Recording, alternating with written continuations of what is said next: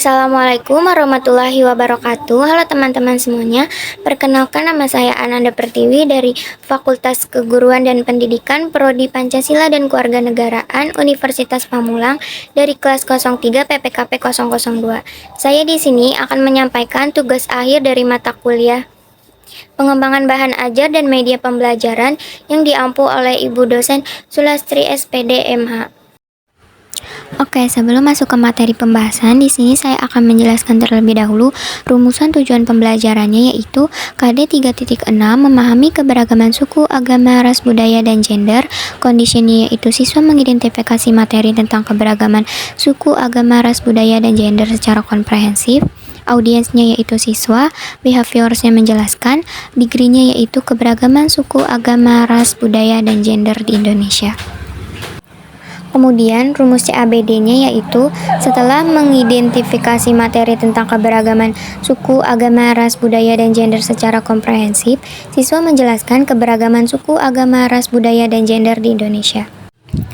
Nah, kemudian IPK-nya yaitu 3.6.1 mengamati keberagaman dalam masyarakat Indonesia, lalu 3.6.2 mengamati arti penting keberagaman dalam masyarakat Indonesia. Lalu tujuan pembelajarannya yaitu yang pertama, siswa dapat mengamati keberagaman dalam masyarakat Indonesia. Yang kedua, siswa dapat mengamati arti penting keberagaman dalam masyarakat Indonesia. Kemudian ada subbab atau topik materi. Yang pertama itu keberagaman dalam masyarakat Indonesia, dan yang kedua arti penting keberagaman dalam masyarakat Indonesia. Nah, baik, kita lanjut ke materi keberagaman dalam masyarakat Indonesia.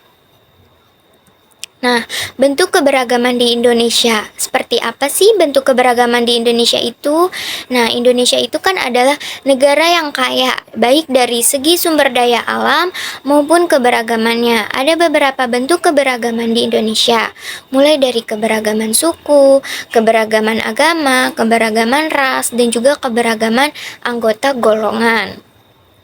Nah, yang pertama itu keberagaman suku. Indonesia adalah negara kepulauan dari geografis yang berbeda-beda tersebut. Indonesia itu memiliki banyak sekali suku. Suku bangsa atau yang disebut juga etnik dapat diartikan sebagai pengelompokan atau penggolongan orang-orang yang memiliki satu keturunan. Selain itu, kelompok suku bangsa ditandai dengan adanya kesamaan budaya, bahasa, agama, perilaku, atau ciri-ciri biologis yang dimiliki.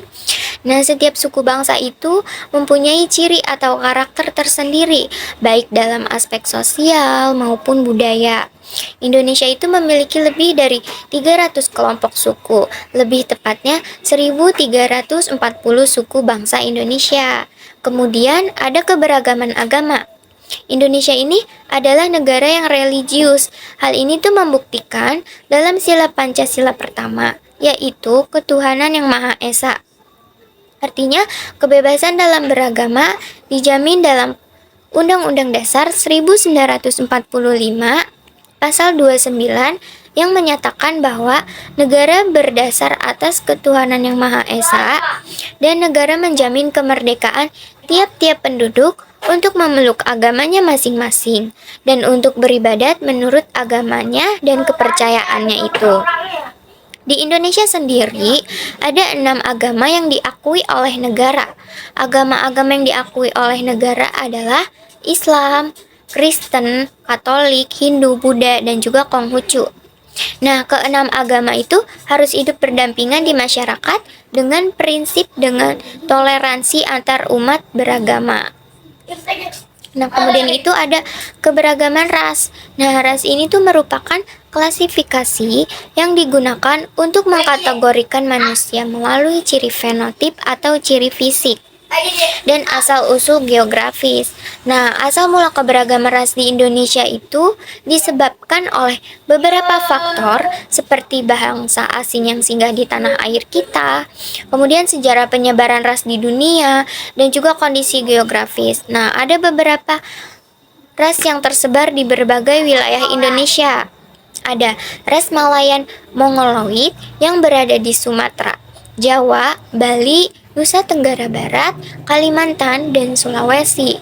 Nah, ras Melanesoid ini tuh mendiami wilayah Papua, Maluku, dan juga Nusa Tenggara Timur. Selain itu, ada juga ras Asiatik Mongoloid yang tersebar di berbagai wilayah Indonesia, yaitu seperti orang Tionghoa, Jepang, dan Korea. Terakhir ada ras Kaukasoid, yaitu orang-orang India, Timur Tengah, Australia, Eropa, dan Amerika.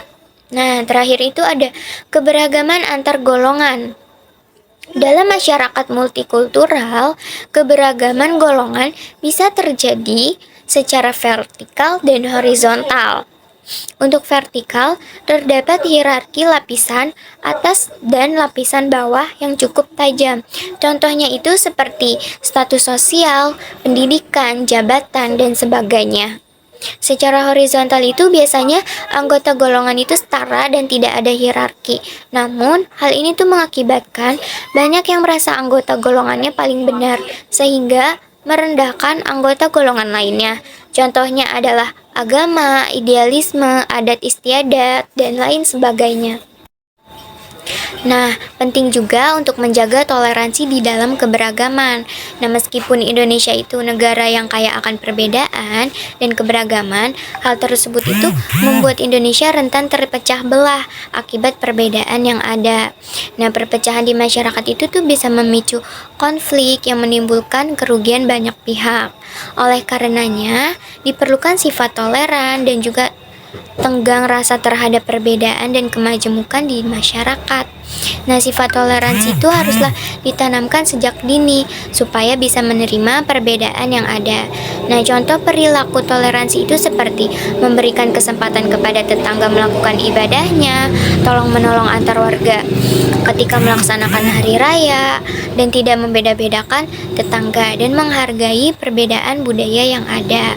Sikap dan perilaku toleransi terhadap keberagaman masyarakat merupakan kunci untuk meningkatkan persatuan dan kesatuan, serta mencegah proses perpecahan masyarakat, bangsa, dan negara Indonesia.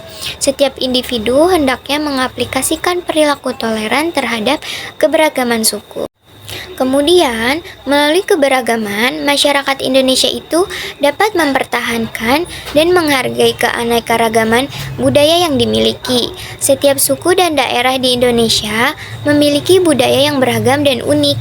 Dalam hal ini, keberagaman menjadi sarana untuk mempertahankan dan merawat budaya dan warisan leluhur.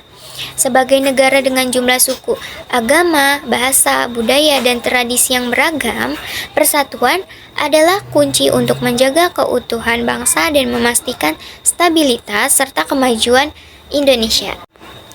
Cukup sekian dari materi yang telah saya sampaikan tadi.